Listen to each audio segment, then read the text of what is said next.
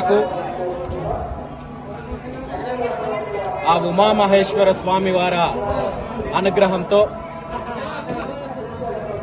ప్రసిద్ధ పుణ్యక్షేత్రమైన ఉమామహేశ్వర స్వామి దర్శనం కలగడము, ఆ దర్శనం ఏర్పాటు చేసిన పెద్దలందరికీ కూడా మనస్ఫూర్తిగా ధన్యవాదాలు తెలియజేస్తూ, ఆ స్వామి అమ్మవార్ల ఆశీస్సులు అందరికీ ఉండాలని, ఈ ప్రాంతము, ఈ రాష్ట్రము, మన దేశం అంతా కూడా సస్యశ్యామలంగా ఉండాలని చెప్పి మనస్ఫూర్తిగా కోరుకుంటూ, ఇక్కడ జరుగుతున్న కార్యక్రమాలు, ఇక్కడ జరుగుతున్న పూజా విధానాలు, అదేవిధంగా ఇక్కడికి విచ్చేస్తున్న వేలాది మంది భక్తులు ఇక్కడ అనేక రకాలైన ఏర్పాట్లు చేస్తున్నారు. భక్తుల కోసం కావచ్చు, పూజా కార్యక్రమాలు కావచ్చు, చాలా ఆనందంగా ఉంది.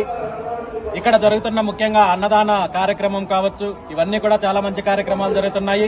నా వంతు బాధ్యతగా ఇక్కడ జరిగే నిత్య అన్నదాన కార్యక్రమానికి ఒక 2 లక్షల రూపాయలు వెంటనే పంపిస్తానని చెప్పి ఈ సందర్భంగా తెలియజేస్తూ, రాబోయే రోజుల్లో దేవాలయ అభివృద్ధికి నా సహకారం ఎప్పుడూ ఉంటుందని చెప్పి తెలియజేస్తూ, దేవాలయ అధికారులకు కావచ్చు, పాలక మండలి కావచ్చు, పెద్దలకు కావచ్చు, అందరికీ కూడా మరొకసారి ధన్యవాదాలు తెలియజేస్తున్నాను.